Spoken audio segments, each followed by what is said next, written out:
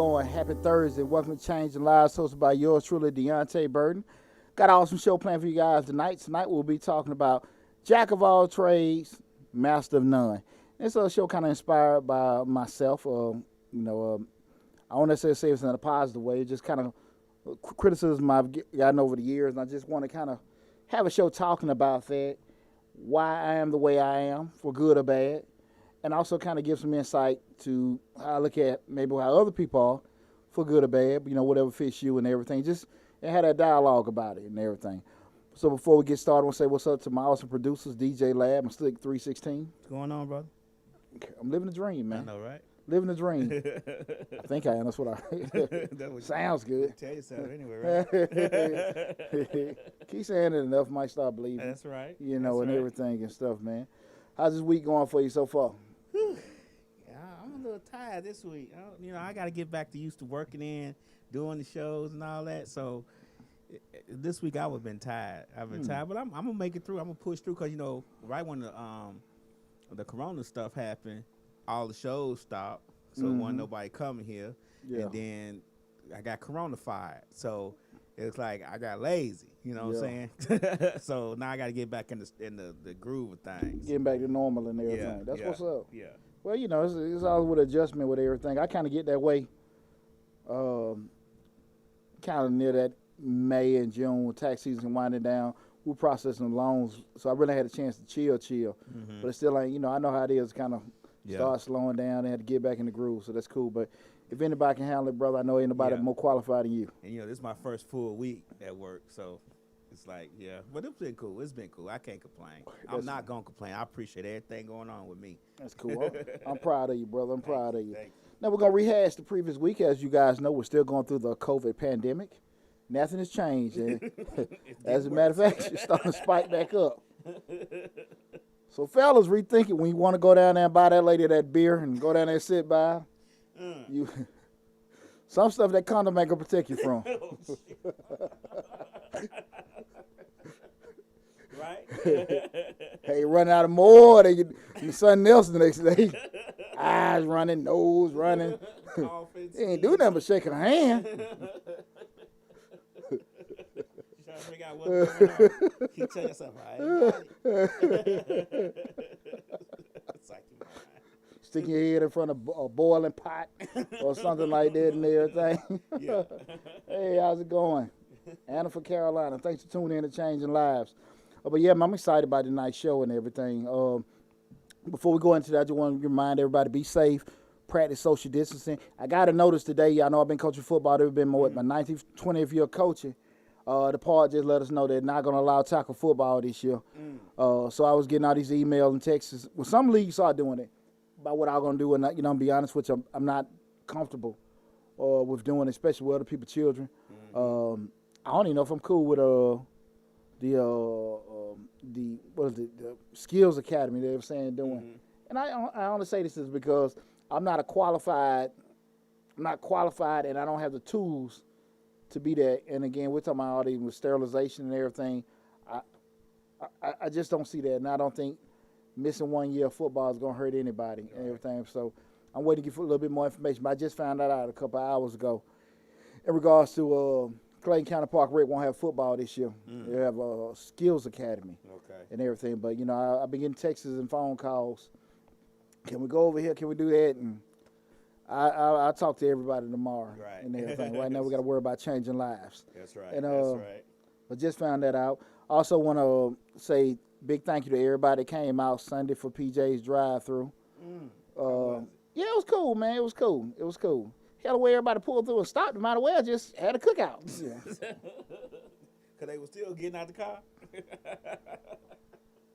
No social distancing going on. It's hard to social distance when you went through high school 4 years and you finally made it through. You done with it. You want to celebrate that accomplishment, man. Especially something that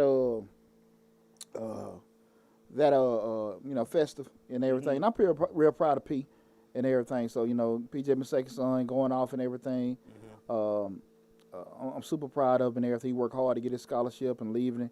He leaving in October, and it was cool. It was cool and everything.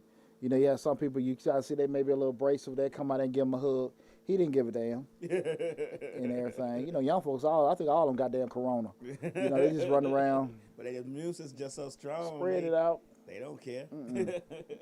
So, with that said, you know, it was pretty exciting. Good. Excuse me, I'm sorry. Uh-oh. My dumb ass here talking about damn shit on your sneeze. But I also want to rehash to everybody also. We're going to be wrapping up soon the free advice that I've been giving out. You guys know I'm an accountant by profession. I own Majestic Business Services. We've been giving out free business entrepreneurial advice for the past 3-4 months. Some people been taking advantage of it, some haven't. But we're probably going to wind it down by the end of this month. We're doing it and everything because I got other things be popping up soon. But take advantage of it, everybody, if possible. That's about it with that right now. I'll bring up some of the businesses and stuff later up in the show and everything. But this show right here in particular, I thought a lot about. And the main reason I thought a lot about this show because we were talking about the loan, the government loans and stuff like that last week. And I always remember what, well, let me stop for going to that. This is Changing Lives, hosted by yours truly, Deonte Burden. I almost forgot. Hey, thanks for tuning in. Everybody that's tuned in. You can see us on YouTube and Facebook. Go to the YouTube channel, Changing Lives, hosted by yours truly, Deonte Burden. Like, share, and subscribe to the YouTube channel. Same thing with the Facebook page. If you're looking at us on Changing Lives on Facebook, like the channel, like the page. Also, I'm back on Instagram where you can see me at Deonte_77. See everybody's tuning in tonight, and I appreciate you guys tuning in to the show tonight on Instagram also. Also, you know, I'm a proud member of Misfits Radio. Where you know we're streaming also on YouTube, iTunes, iHeartRadio, Spotify, Google Play, Stitcher, SoundCloud, Mixcloud, and Periscope. We on Pandora now? No. We'll be on Pandora soon enough. Yeah. I've spoken to I existence. actually kind of slid back from Pandora for a minute. Just let them breathe. Okay, we're gonna let them breathe, but we're on Periscope and everything. So you got a lot of ways to hear your boy. Yeah. But a lot of ways. But yeah, please go to the YouTube channel, Changing Lives. The YouTube channel has exploded, and everything, and it has everything to do with, you know, you guys supporting, you guys believing in me, and you guys just, I guess, like hear me run my mouth. So thanks again for the support for that, and please make sure you tell all your family and friends about the show as well. And again, with the inspiration of tonight's show, we were talking about Jack all trades, master of none. When I first tried to get my major business loan, and I remember when I was talking to the actual counselors, they were, you know, I was telling about the different businesses I owned and everything like that. I've been a serial entrepreneur my whole life. And I remember she brought that up, Jack all trades, master of none. And it just had me thinking about that. And I kind of just looked at it in terms of my life, because she presented like it was a negative thing. She's like, when you do that, you never can get proficient or efficient at one thing. And, you know, if you just all over the place, you never, you know, can never focus. And I would listen to her, but I didn't disagree with her. Right. But the way I felt about it then and the way I felt about it now was there have been too many times in my life when something was down, it was down. And I had something that was midway or up that could help cover me. I done lost jobs. I ain't never had a pandemic, but I had my pocket and wallet done had a damn pandemic. Shit. They was sick. Yeah. And when you got sometimes rob Peter, pay Paul. And I think that if I wasn't the way I am and I had money coming over here and I could pull from it, you know, tell them where I'd be at right now. Right. And I'm not knocking people that got all their eggs in one basket, but I just speak for me personally. It's benefited me a lot. Well, I've never really, you know, you always want a certain things to go a certain way. But with that said, I can honestly say, man, I've been able to hedge a lot of stuff. You be like, dang, it's not there, but I can always go somewhere else and pull the money. And could some things been way further along if I gave 150% attention to it? Yeah, absolutely. Like I said, when she said that, I didn't disagree with her. But I felt the way that I was doing things, it benefited me. The only thing the biggest thing that I've learned over the years was more so, you know, how to create systems. And if you guys look back in the archives of Changing Lives, I did a show, maybe like last summer, how to create systems. You know, I want to say it was like August, somewhere in there. Okay, yeah, like you said in the fall, you look into it. But if you go to Changing Lives, YouTube channel, you should be able to search it. Just put in systems and it should pop up. But that's why I went and gave a whole blueprint on how to, from the inception of the idea in your mind on how to draft and implement and also measure, and analyze systems that you need and you can create and run through it. But with that said, that's what the main thing I've learned over the years is just how to create systems. But there are so many times I think where people may be averse to doing more than one thing at a time, stepping out, doing their own business, having a certain way they may want to go over their career. And I never looked at things right or wrong. I always said what's best for you. Right. But I just know with me being Mr. Happy-Go-Lucky, got kids in football camp, track, and all this other kind of stuff, I needed a lot of money. Right. So that wasn't free. Yeah, exactly. So and the job wasn't doing it. Right. And everything. When you start talking about you got to take care of everything with life also. So I had to do those kind of things. Mm-hmm. But with that said, sometimes when people look at things like that and they see people with certain in certain ways, they kind of look at it like, well, you all over the place. That's what I get told all I would get told all the time, Pooch, you doing too much. But if you can handle it and make it successful, what difference does it make? Well, you're doing too much when they got money in their pocket. Then when they need some money, they come borrow it from them. They don't say about you doing too much then. Then the too much goes away. You doing just enough. Yeah, you doing it. That's the much I think you're doing it. Well, your people. You doing your thing. Yeah, I'm so proud of you. Shit, now. How many businesses you own now? Man.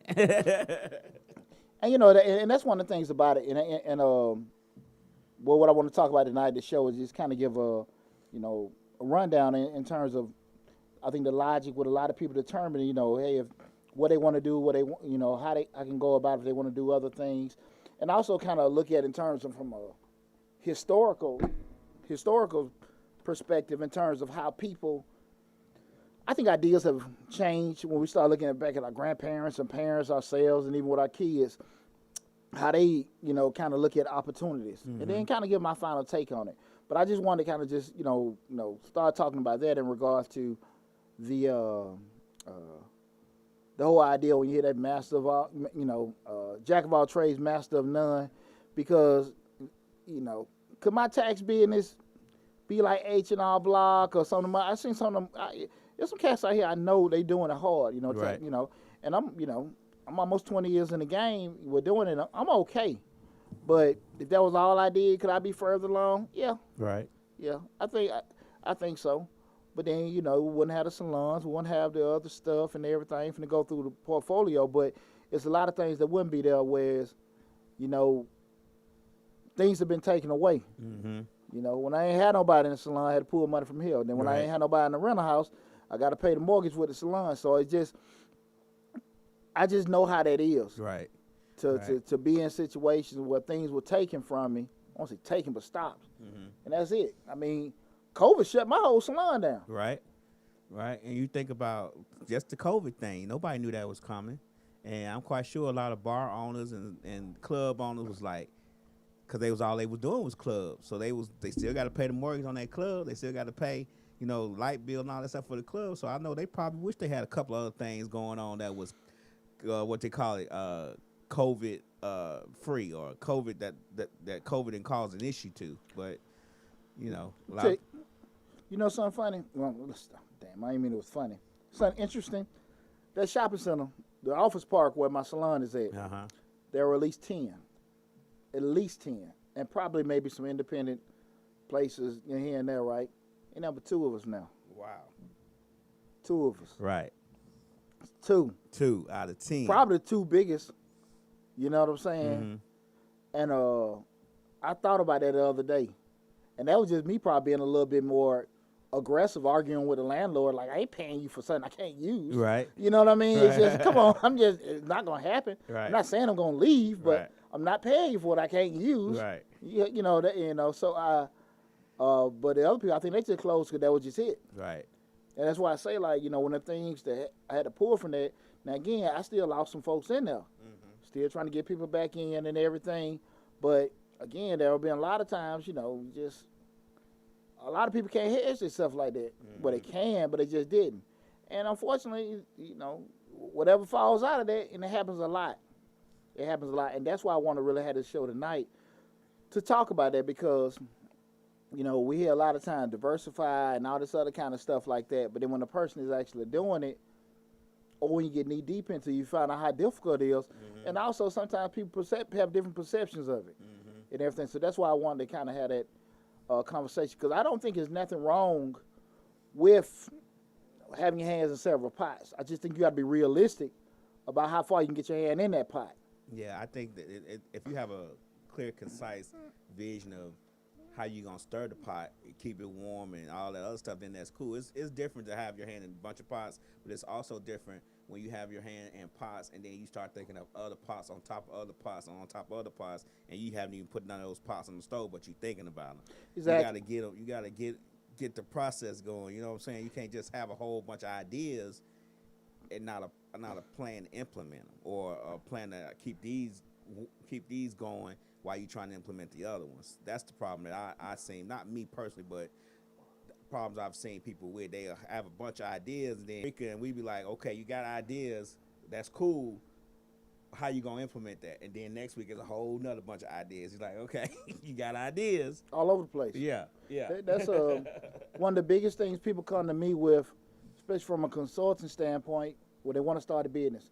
Cause like, okay, yeah, well, I do courier, I do cooking and all this other stuff, and I want to make this like conglomerate and make this. And you be like, what the hell?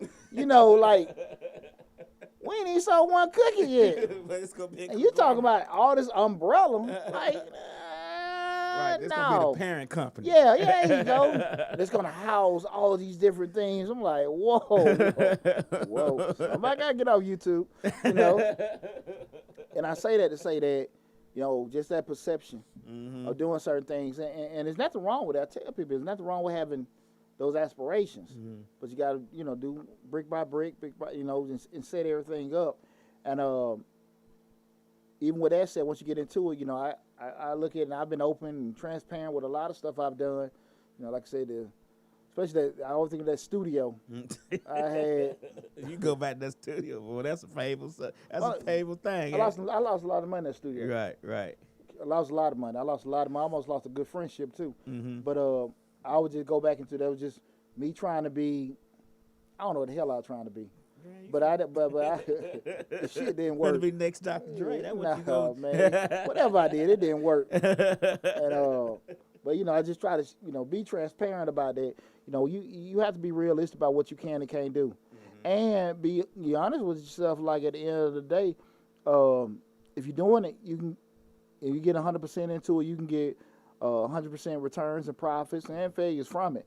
But if you're only in that 20%, you just can't expect to get so much out of it. Right. Now, if you're cool with, at the end of the day, I got 20% in 5 different things, and I'm going to get 100% from that, that's cool if you got the right perspective on it. But you can't be looking, I got 20% in this and 5 different things, and I should get 500%. It's not going to happen. And I think once people kind of are realistic about it and come to that realization, they'll be a whole lot further on. Right. So, before what I want to do tonight, I want to kind of go into a couple things that kind of determine the way you can go about, taking advantage of different. I don't want to use that word in the definition. Certain situations to be able to, just say, we're talking about jack of all trades, master of none. 3 things that's going to kind of determine how you're going to be able to go about it. When I'm talking about being able to take advantage of certain situations, be it a career move, start a business and everything like that, and these actually from a macro, meaning big picture perspective, and on a micro level, you talk about individual with yourself, okay? Before we go into that, remember, guys, this is Change Your Lives, hosted by yours truly, Deonte Burden. Make sure you go to the YouTube channel, Change Your Lives, hosted by yours truly, Deonte Burden. Over 200 videos of yours truly talking and yapping and everything. I was working with my group this Monday lab on my lead magnet for my courses and everything, so it's coming. It's coming. I've been putting wheels in motion, so I'm super proud of that. Also working with my group, I'm super excited about it. Right. Getting it together and everything. And I realized how much stuff I already have to be pushing, so I'm super excited about that. I also want to let everybody know about Mr. Short Dollar. I've been in the financial service industry over 20 years. I have a wealth of knowledge. I think pretty smart, pretty educated young brother. Mr. Short Dollar, we talk about personal finance, entrepreneurship, business, real estate investing. Go to their YouTube channel. We share a lot of information with everyone, get updates, from the financial industry, the economy, a lot of things in terms of just say you want to start your own business and everything. So a lot of great information on that, Mr. Short Dollar, which is on YouTube as well as Facebook.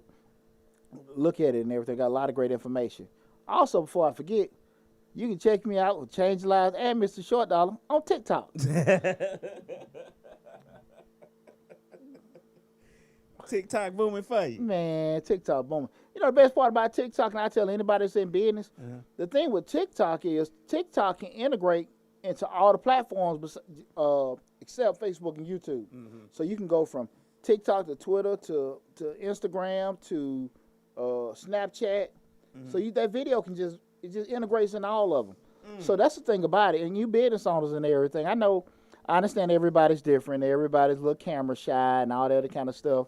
But you ain't too shy about asking for no money. So I haven't gotten into the TikTok. Rick been telling me, Slick been telling me, let's do TikTok. And to my own detriment, I haven't done it. But she been on it since its inception. Well, man, you know what? It's done pretty well. I mean, I'm still learning. But what I found out about it, and I just share this with everyone, you don't have to be, I think I talked about TikTok the other week. You ain't gotta be the thick thigh challenge. Thunder thigh challenge. Oh my God! I spent an hour on that. Whoa! Oh Lord! I'm going like a little. My damn video. Hey, my head like a baby rattle. Ow! Wow! So don't get caught up on the wrong video. Whoa! Thunder thigh check. Check it out, guys. Thank me later. But I say that to say that when you put in like finance and accounting and stuff like that, that put me on the track where you see a lot of people doing like what I do now, 15, 30, and 60-second clips, just giving out information and stuff. So that's been real beneficial. And I will say this like too, if you're in business, take advantage of technology.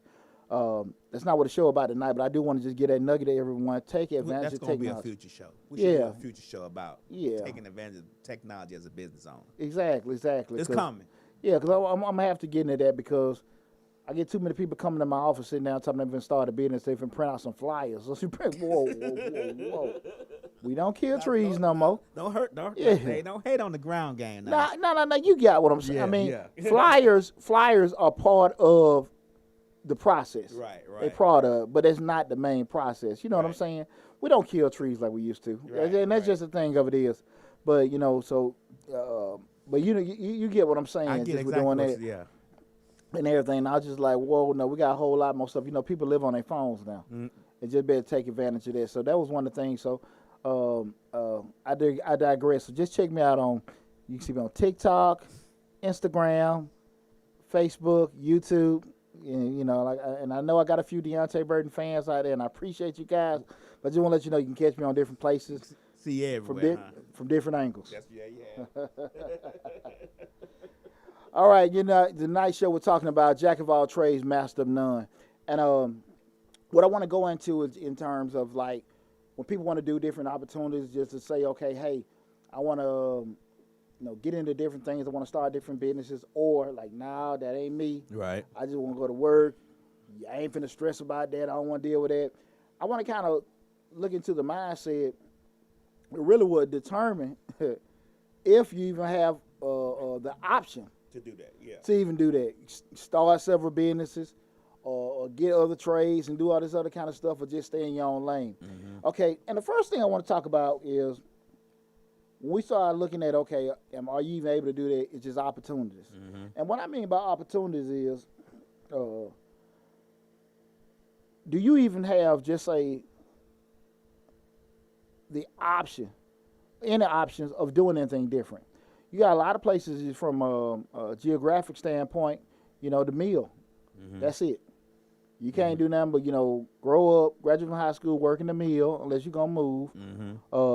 Maybe work at the burger joint or whatever and stuff like that. I know things have advanced over the years, but it's still a lot You take out the major cities in the United States, most of the country is rural. Right. And they're not. And if you think about it, that's another show I got put on Mr. Short Dollar. They just redid NAFTA yesterday. They just redid something where, people don't know NAFTA, the North American Free Trade Agreement. That's the agreement. All they did was just change the name. They just want to take Obama name off and put Trump name on. So that's what that's all it is. It really ain't no different. I gotta read it. It's a slight little bit difference. I got you.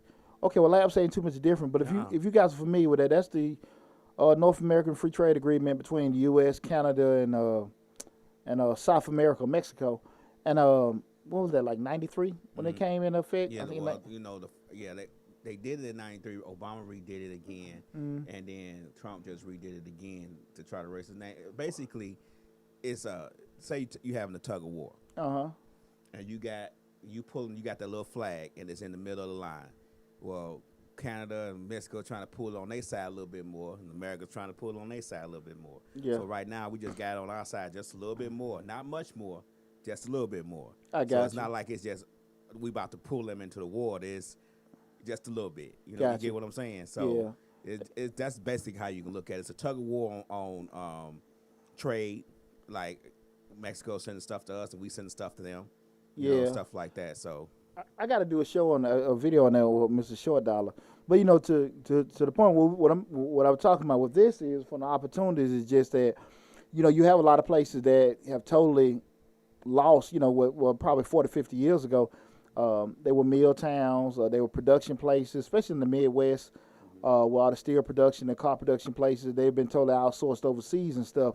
And that's why I brought up with NAFTA because I know they make some change. I just want to look at it to see what it is. But from an opportunity standpoint, what can you even do? Some people don't even have options. Like, that is it. Right. You either can do this or you can do that. Coal mine. There you go. Stuff like that. Yeah. There you go. And I think a lot of times when you're living in a city like Atlanta or Houston or New York, you have so many different places. Now, you might not necessarily always get the money you want or be an exact prime opportunity that you want, but you still have some options. And some people just don't have that. And the other thing is, too, can you create options? I think Atlanta's one of the few cities where you really can say, hey, I want to start a business. You actually can start a business. I don't think New York's like that. I know a lot of other cities just not like that. Like, you got to go through. New York is like that. It's just that the ins and outs of New York is just so much. Well, I'm talking about access to it. Like, you have limited access in New York. Yeah, that's what. A one. little bit more access in Atlanta than you would in New York. Chicago, you don't have really that access at all. You'd be surprised to see like Chicago. You could say you're gonna start a business, but the starting of the business is hard to come by. It's hard. I can, and that's the thing about it. This is I call this dream town. Like, you just dreaming, okay, cool, we can do it. Now, you might not sell a damn thing, right, but you at least say you got it, right? And everything. And I think just, when we start talking about, when you want to actually bring things to fruition, will you even have the opportunity to even just create those options? And a lot of places, depending on where it is, you may not even be able to do that. The third part about it is, like, is it are you limited? What you were just talking about, like with New York, even with Chicago, are you limited with it, or is it limitless? I can create me an opportunity, but y'all even just create opportunity. I can create tons of opportunities. Right. And there's some places like here, you can do that. You can have 10 LLCs rolling, doing this, that, and that. And have 10 LLCs that doing okay. Right. Depending on what it is and stuff like that. But some places just restrict it. Right. You can't do it. They don't let you do it, and the market's not there. I think with Atlanta, the price of doing business is so much less than cities like New York and Chicago, whereas, you get LLC for a certain amount here. In Chicago, it's going to be astronomical. In New York, it's going to be astronomical. It's going to be unattainable for some people. But what's funny about Atlanta, I was just saying that. My uncle and mentor, Charles Burden, he has always been very, very adamant to me. That's why he's always stayed everything south of Atlanta, because the cost of doing business is cheap in Atlanta. And it's amazing, like you said, Atlanta, from a national perspective, is a whole lot cheaper. And just the whole thing about it, like, that's somebody I think been super successful, just staying the hell out of, in Atlanta and taking advantage of where he at. But that's what we're talking about.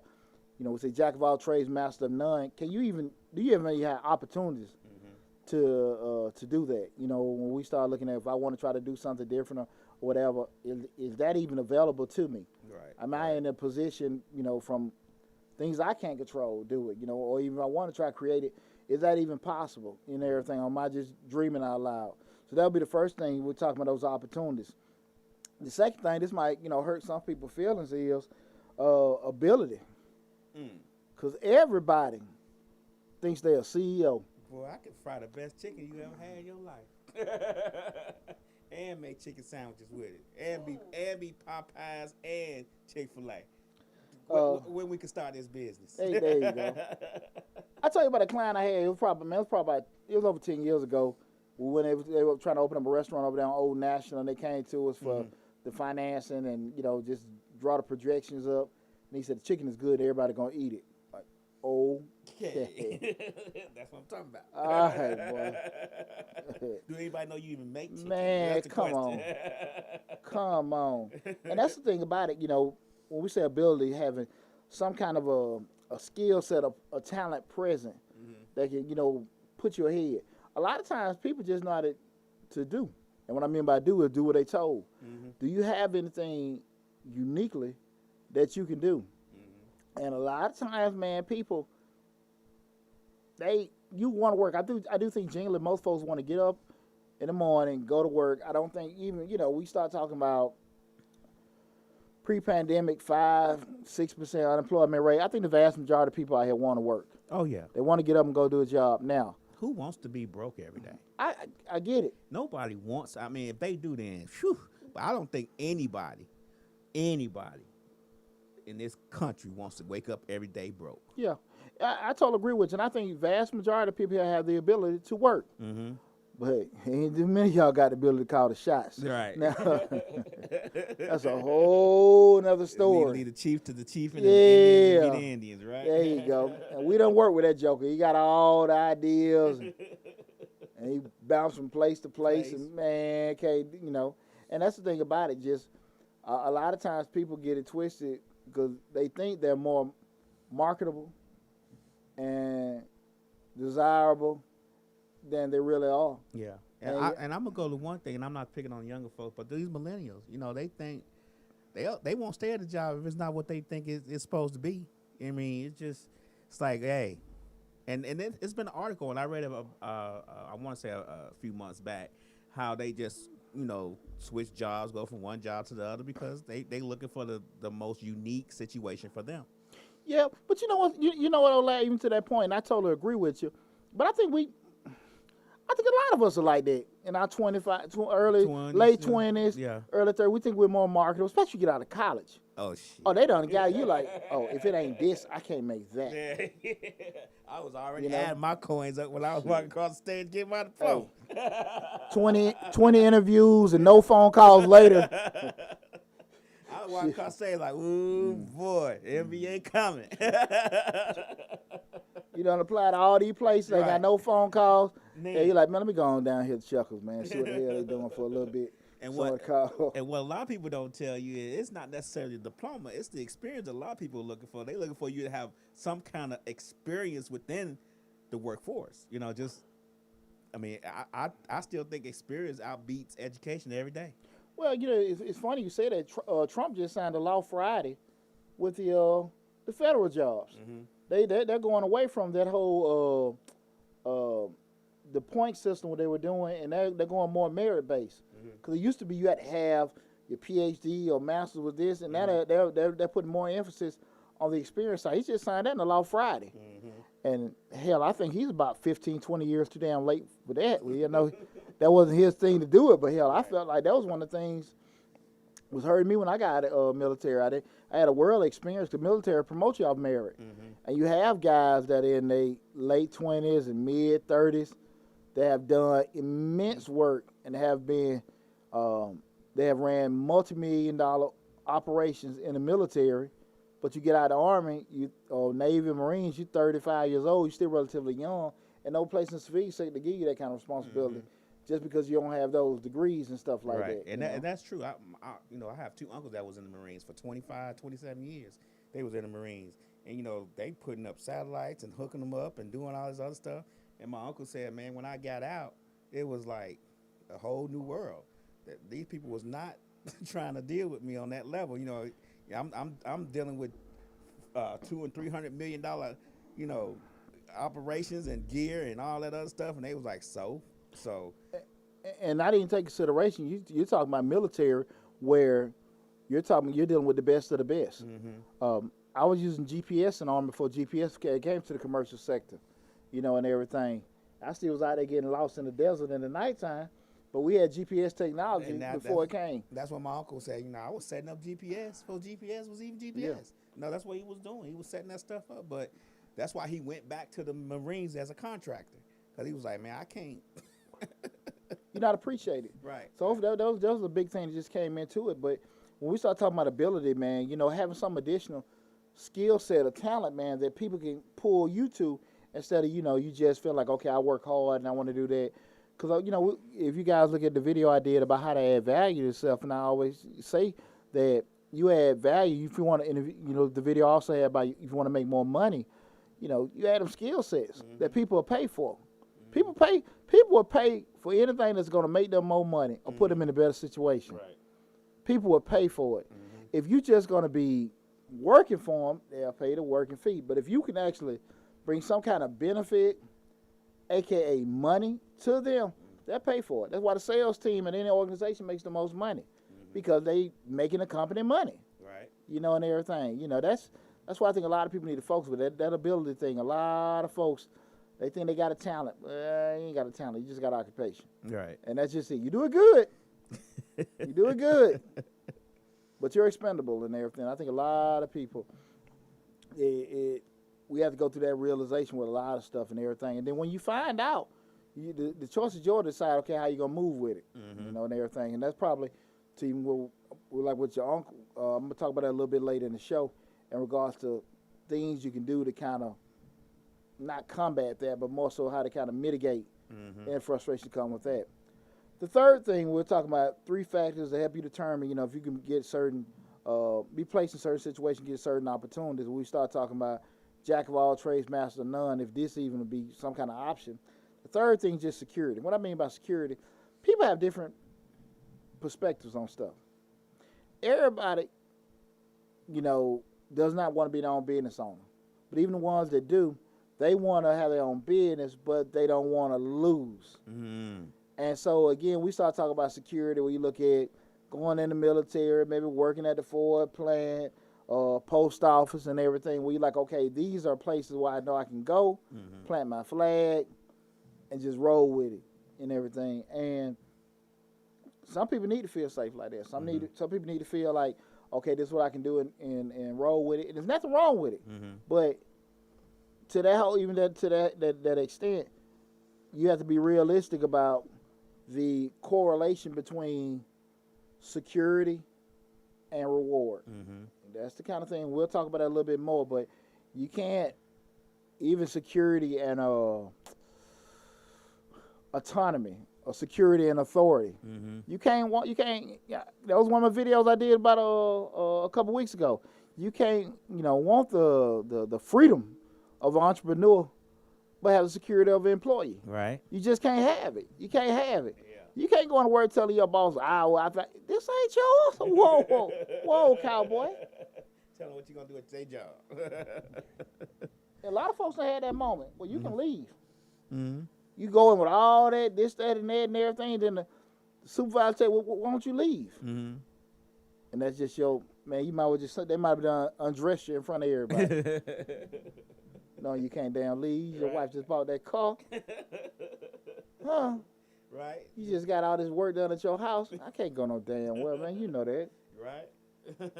And they know that. And I need the insurance. Yeah, they know it.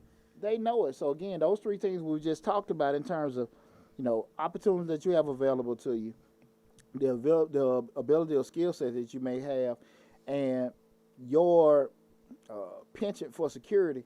Those are the 3 determining factors in terms of just things that you'll be able to take advantage of in life, or opportunities and stuff that can be able to come to you. Those 3 things determine it. You know, if you ain't got opportunities there, because again, if there's not jobs there or the availability to create your own stuff, and it's not in every place.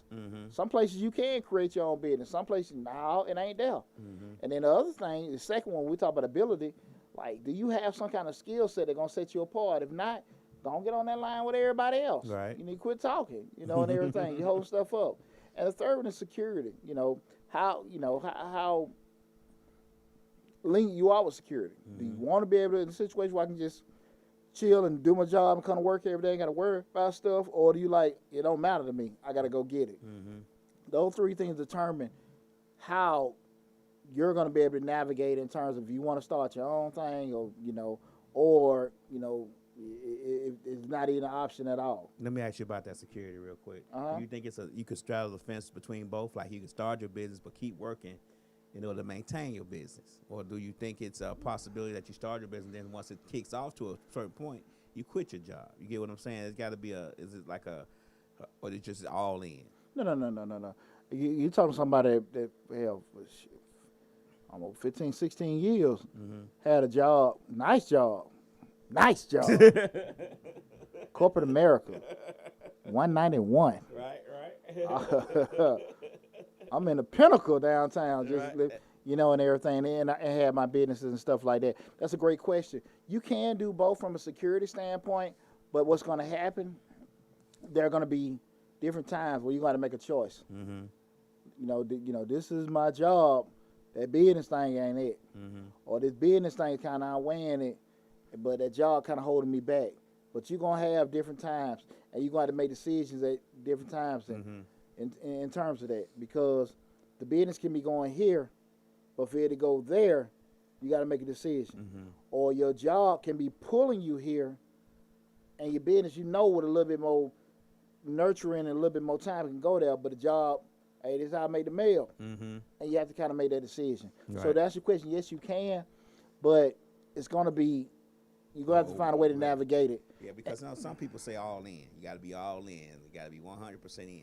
But I don't think in the real world, for a lot of people, that's possible. You have to straddle the fence between both, because you want to go ahead and quit your job and start your business and get going and do everything you can to make that successful.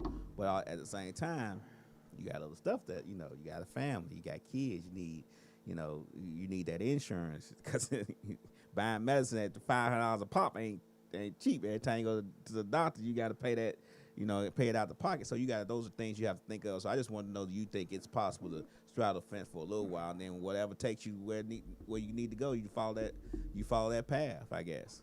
Well, being transparent, I straddled that fence for 15 years. Right.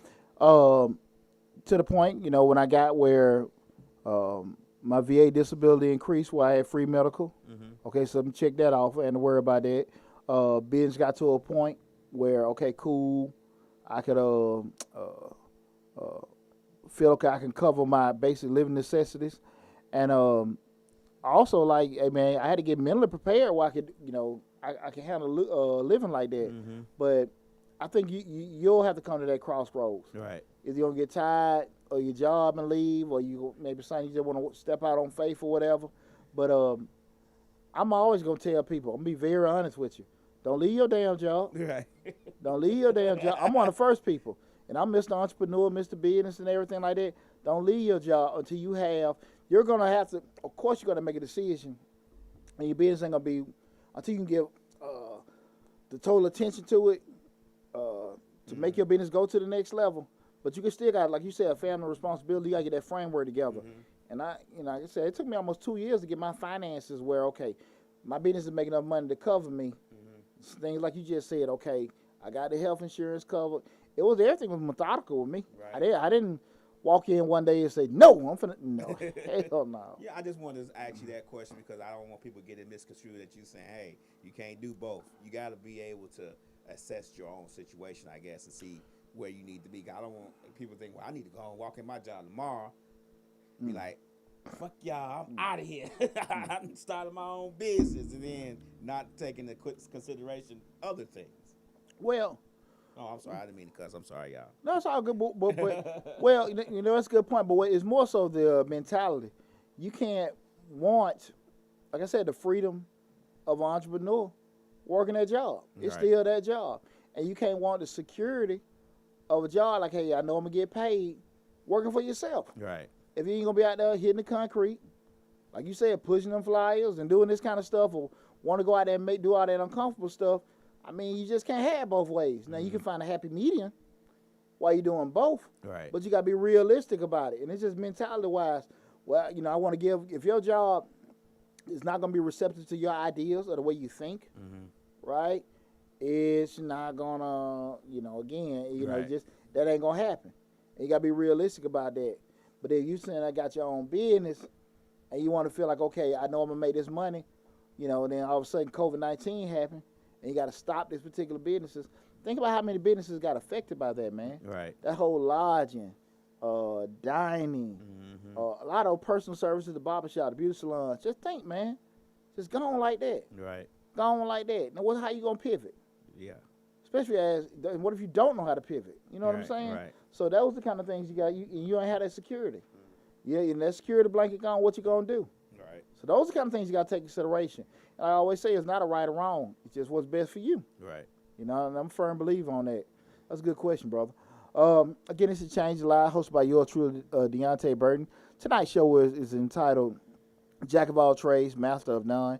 And what I wanted to talk about was just, in particular with myself being a serial entrepreneur, I got my hand in a lot of stuff in terms of just the business.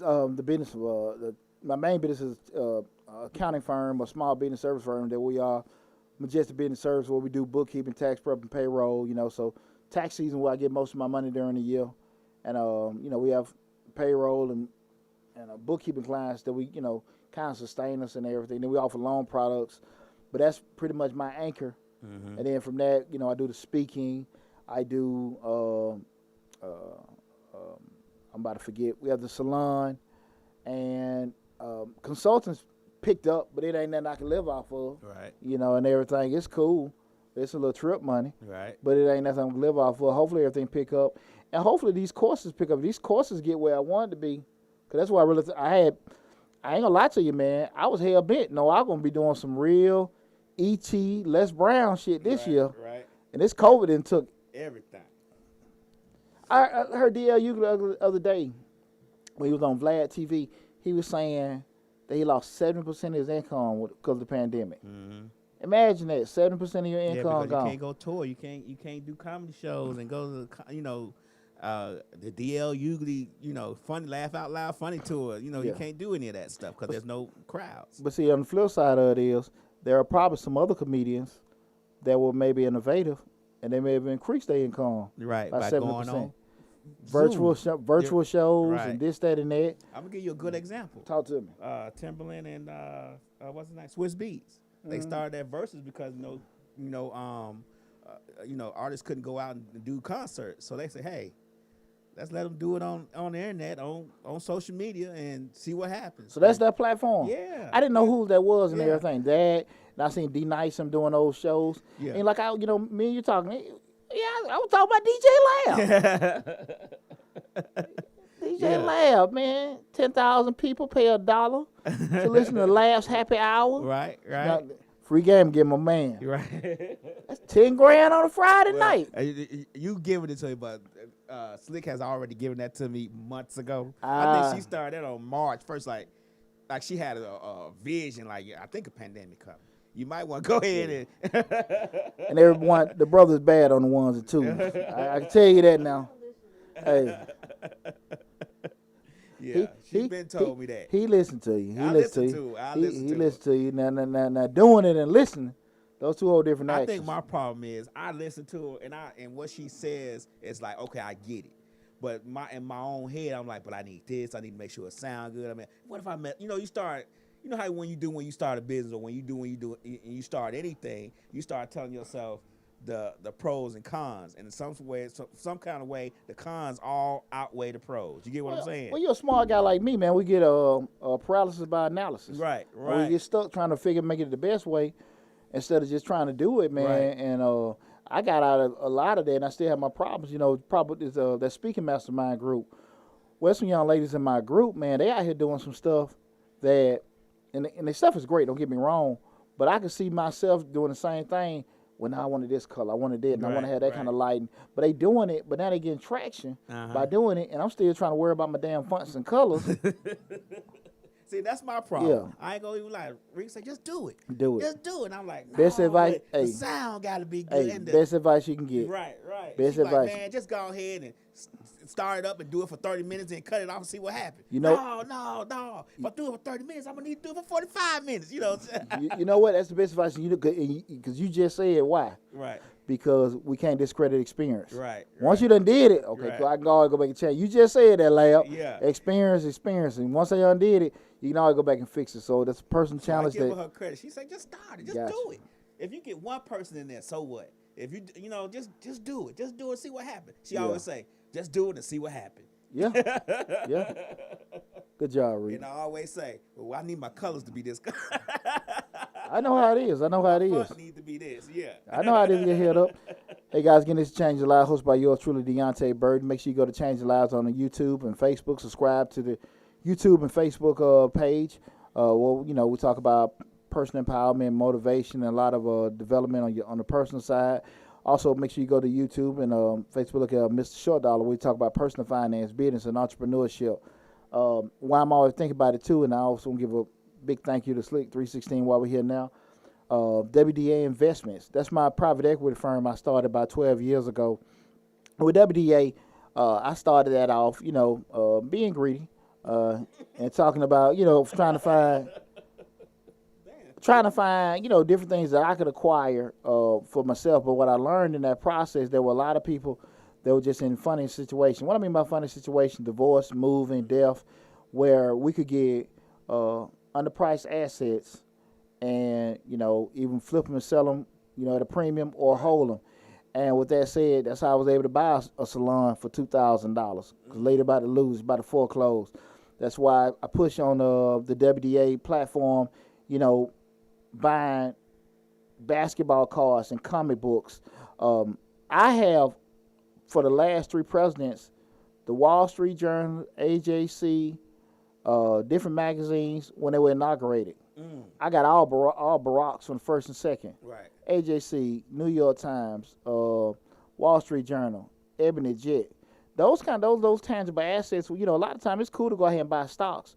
When you start talking about collectibles, Beanie Babies, old furniture and stuff like that, people, that ain't going down with the market. Yeah, and that's true because I used to watch a show called Picking, where they used to go around these old places picking stuff, signs, and you'd be surprised they pay a certain sign if it's made of porcelain, whatever. They give you $4,000-$5,000 for the sign. Let me tell you something. I just put on there. I ain't finna be talking about my money or nothing like that. But I'm just talking about I put on WDA, the Facebook page. You guys go to WDA Investments on Facebook. You can also look us up on the web, WDA-invest.com. So we're a private equity firm. We get people in distressed situations. Trey Young and Zion Williamson bought those cards, $1.02 a piece, buy 20 of them.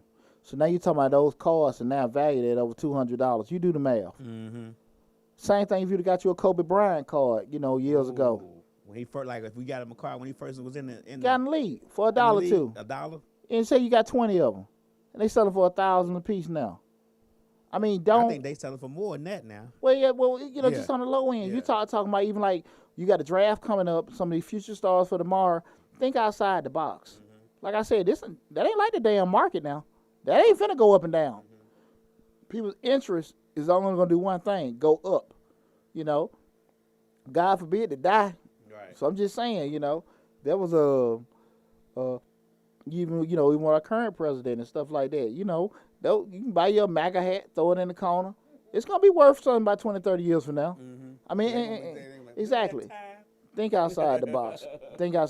So, but I want to give Slick 316 a big shout out because that Facebook page was growing dormant and everything and stuff like that, And again, I'm talking about myself, master of all trades. Jack of all trades, master of none. And that was one thing. The bid has still been going, and I still be do it because, again, I'm still looking at situations, especially like Tidbit, those vending routes and candy machines, and everything like that. try to take advantage of absentee ownership situations. But I'm always telling people, think outside the box. The thing you think is the most meaningless right now, go downtown. They knocking all those Confederate statues down. Go try. Get you one. Throw one on the back of your truck. Throw one on the back of your truck. What's going on, Antoinette? Appreciate you tuning in. Thanks for coming in, PJ. Yeah, put on the old Confederate thing, Don't let nobody see you. Right. Sometimes say Confederate lives matter, I guess. Hide it somewhere, and again, 10 years from now, it'll blow your mind. Right. And that's why I say, just think outside the box. You don't have to like people to do certain things and stuff like that. Because trust me, there are enough people making a lot of money on you, and they don't like you at all. Don't even know your name. Shit, come on. Don't even know your name. Come on now. It's not personal. It's business. That's it. I don't have to like you to make money off you. That's it. Thinking I don't outside. even have to know you if I can get it right. Absolutely. Think outside the box, But, the next thing I want to get into when we start talking about just those opportunities, I want to kind of give a quick rundown in regards to just, how probably my personal evolution to how I am. And I can just look at it just from my family, and I think a lot of other people, we just kind of look at the eras, how things go, because I do think that people need to be kind of thinking, again, tonight's show, Jack of all trades, master of none. Your mindset got to kind of evolve the way things are right now. And so I want to kind of look at it in terms of just the eras. And we start looking at, me being 43 years old, we go look back at looking at just like, say, our grandparents. Whereas those eras of people, just say people are born in the early, let's say 1900s up to the 1920s or something like that. That whole thing was security. They just wanted just to be able to work, feed, whatever.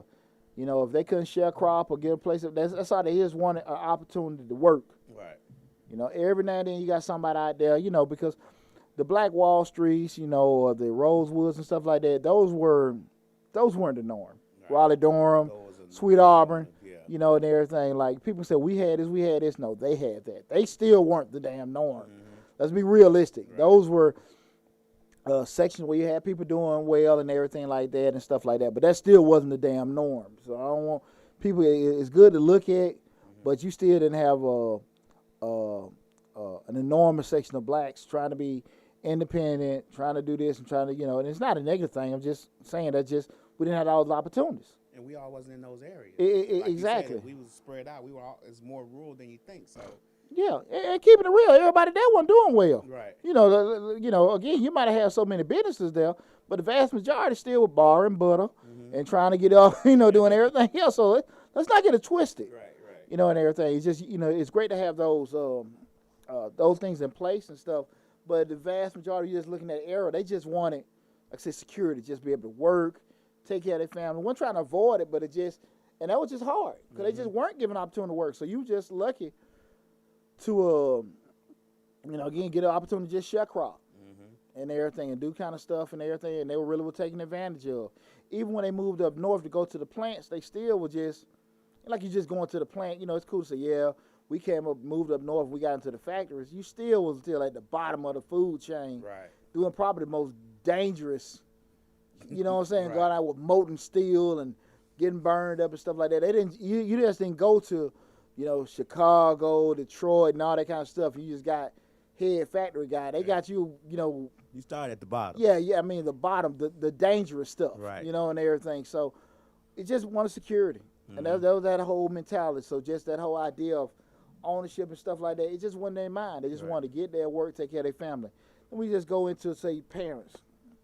Parents may be anywhere from that 1930s to the 1960s, whatever, with doing that. And those people, they wanted security also. Again, that first era was just like a hope for security. They were more so like, hey, look, okay, now we get opportunity. We can work at post office. I can go to, General Motors, do 20, 30 years. And it was a realistic goal. Hey, cool, we can do that. Still, they have a lot of people stepping out there and doing stuff against the grain, starting their own businesses. Those, you had, what's the guy, John H. Johnson? That's one who had Jet. Yeah, those. It was cool to see that, but they still weren't the norm. And, blacks were, it was a great example, but we were still going through that whole point of being able to acquire opportunities. So now we got opportunity we can get in with this plant or this company and everything and work 20 years. So they still was heavy on security. Right. So I say this to say, so now you can see some of these perceptions of a person that's doing several things where you say, okay, like that wasn't even a thought. Right. To be an entrepreneur. It was just more so, look, I just need to do one thing, just roll forever. Right. But you trying to be all these places and stuff, like, it wasn't even a thought to do it. So then you start rolling into probably, like, just say us. And I'll say us being anybody from 35 to 50. Right. Okay? Yeah. So we sit there and look at us. You know, we probably kind of like on that mid, we want security, but we also want to make opportunities for ourselves. Right. We want to sit here and, you know, make sure we comfortable, we can take care of. We got a chance to get this 4 or 5 bedroom crib, get the car we want and everything like that. We also, you know, hey, it's a little fun. Let me go out here dibble and dabble and try to start this, that. So we kind of look at it in terms of, hey, you know, I can do these kind of things and stuff like that, but I still kind of want to make sure I'm good. You know, I'm good and everything like that. So I might go in, but I ain't gonna go all the way in and everything. And again, even again, that's just more so the era.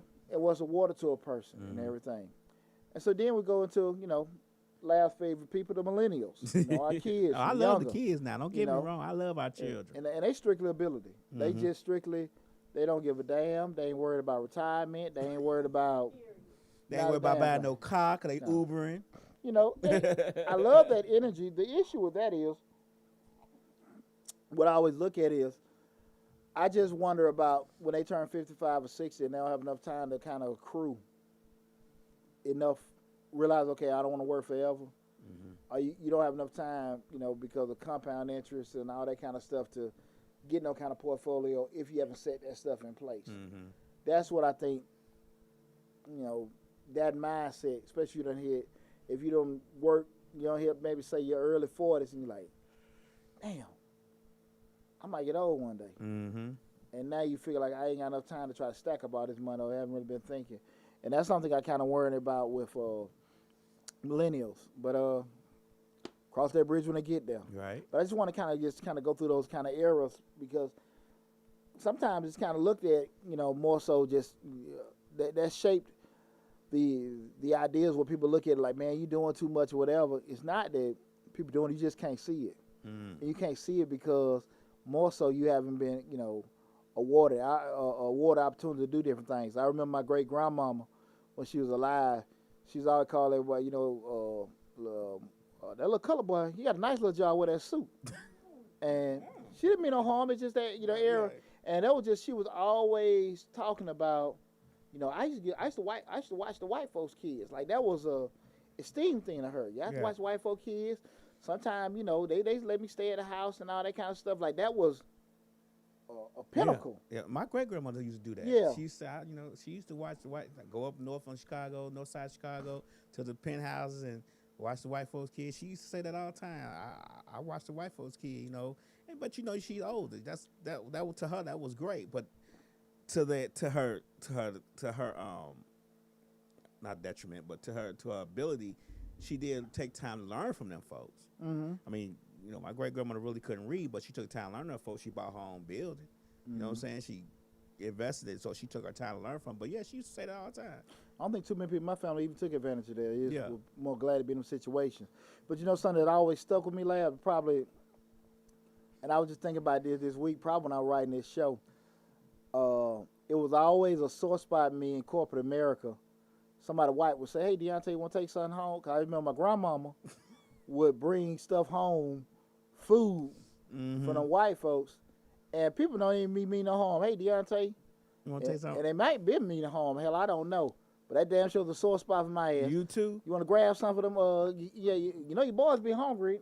My motherfucker, and they may not even meant no harm. Man. I thought it was just me. What the heck you gonna give me your old ass food for? I don't Yeah, take your old ass food home. Yeah,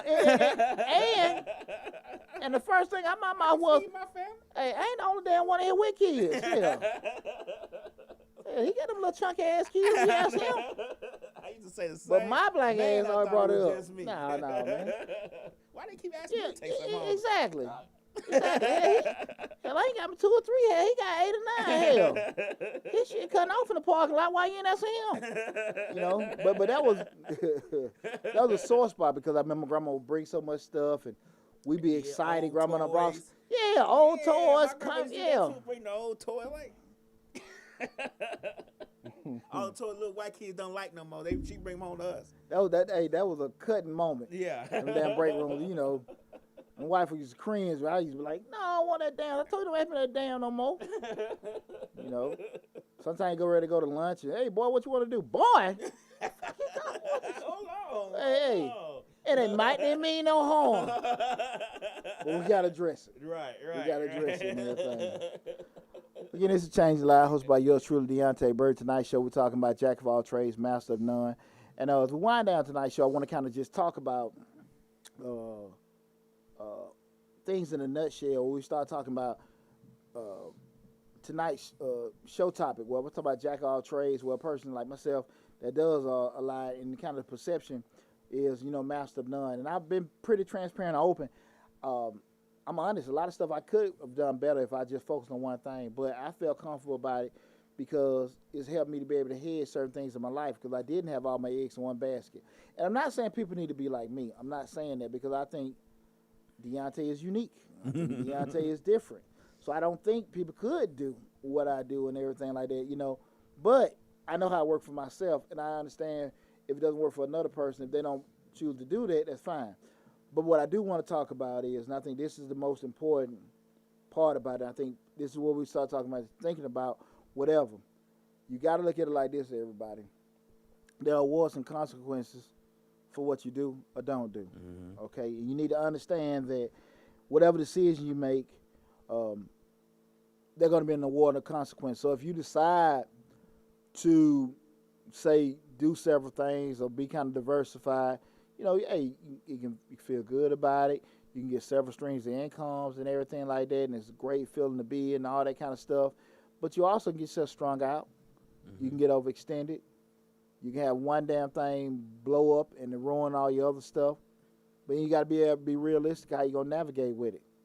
On the same token, when we start talking about going the comfortable route where you want security, you want to go work at this place for 20, 30 years and you feel good about it, and you got something like a pandemic, the market crash, technological innovations, and it changes the pull right up on your feet. And I will say this, people. The way we combat that is always keep investing in you. Again, I made a video about how to add value to yourself and also how to make more money. The problem come up is if you're in a situation where I feel like that you might be at a particular place for 15, 20 years and things had those certain changes, what bites most folks in the butt is not that the shock of, hey, you know, this has come to an end, I wasn't ready for it. What bite them in the butt is the missed opportunities they had over the years. If you sit there and, you know, over the years, you're working at this place and you ain't got to do it, because you went down to area tech, got your electrician license, plumber, general contractor, barbering. You may have got your, what's the thing, paralegal. Some kind of additional skill set. Never used it, but you got it. Right. You, like Lab said, could have you volunteered at a certain organization, got certain experiences, see how things gone. You know, became like a personal trainer, know how certain things are. You have had opportunities over them years to probably add some kind of skill set to yourself. Because when I hear people say a lot of times, well, I'm too old, I ain't got time to do it. If 2 or 3 years from now, if you're going to still be in the same situation, what difference do it make? Right. Because I'm not saying quit your job, leave your job. I'm saying add value to yourself. That value may not necessarily be taken, may not be used at your particular situation or a particular job, but you've put something on yourself where you got another tool in the toolkit.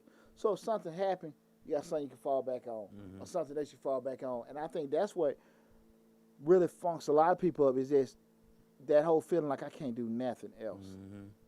And that's a very, very scary feeling. And it's a very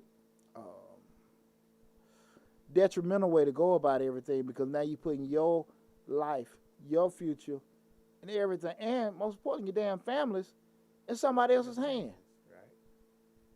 Right. And that's dangerous. Mm-hmm. That's dangerous. Well, we're going to pray on it. We're going to think about it. Well, you pray that the tornado don't come. You pray the flood don't come. You don't pray that this man, at the bar going to flip a coin if they're going to fire your ass or not. I've seen it. I always expect it. I've seen And it. be prepared for it. I've seen it. Hey, man, I'm going to throw the dart. The dart don't land. I'm going to fire his ass. If not, we're going to keep him. Oh, shit. Trust me. In corporate America 15 years, I've seen it. All right. I've seen it. I mean, some shit just come down to heads or tails. Don't put yourself in it. I'm telling you, I done seen it. Never done it, but I seen it. And I just think that we have to just understand that. Like I say, it's awards and consequences regardless. And what I always tell people, I don't ever say what's a right or wrong way, but I always say keep yourself fully prepared. And I think the way that I am has been crafted because of my life experiences. Right. I've been fired a couple times, been laid off with babies and stuff like that. So I had to learn how to hedge myself and everything. And I also learned how to just walk away from stuff too. Mm-hmm. Again, that doesn't mean everybody got to be like me, but again, I think everyone needs to be prepared and most importantly, protected. Right. And we make too many decisions, guys, on how we feel. Too many decisions like, I don't want to do this, I don't want to do that, and everything. But when it comes down to it, like we talked about earlier, in the show, I mean, if it ain't yours, I hear you going to say what you want to do. Right. What you want to do may not even be an option unless somebody else change their mind on it. Right. So I just want to kind of, leave that with everybody. Make sure you try to do a good enough job to prepare yourself. You ain't got to be a jack of all trades. You ain't got to be a master of none. But I do think you need to be prepared and also try your best to protect yourself. Again, this is Change Your Life, hosted by yours truly, Deonte Burden. I hope you guys liked tonight's show. Make sure you go to the YouTube channel, Change Your Life, hosted by yours truly, Deonte Burden. Subscribe to the YouTube channel. Go to the Facebook channel. Also check out Mr. Short Dollar, where we talk about personal finance, business and entrepreneurship. Subscribe to both YouTube and the Facebook channels.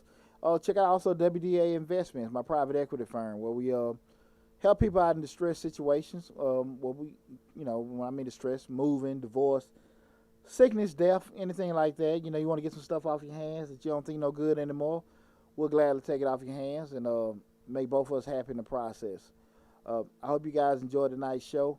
Be safe, be safe, be safe. The numbers are spiking out there. Remember, even though Megan Thee Stallion look good, she still may have COVID. I ain't saying she do, but you in the A, you got a lot of Megan Thee Stallions looking out there. Be careful, brothers. Sister, I know he got that show-off suit on. He look good and he dance well. He might got here, Idris Elba. Hell, he had it. Shit. Make my point, Larry. Hell, he had it. He had it. Okay, string a bell, get you all messed up. He ain't look sick. Shit, be careful out here, y'all. Be very careful. Protect yourselves and everything like that, because I need you guys tuning in every week. Be on the lookout, like I said, my first couple of stuff, courses and products going to be out in the next week or so. I promise you that, because I actually been laying the groundwork, getting ready to lay it out. So be on the lookout for that and the commercials. Thanks for all the support, you guys. See you next week. Love you and take care.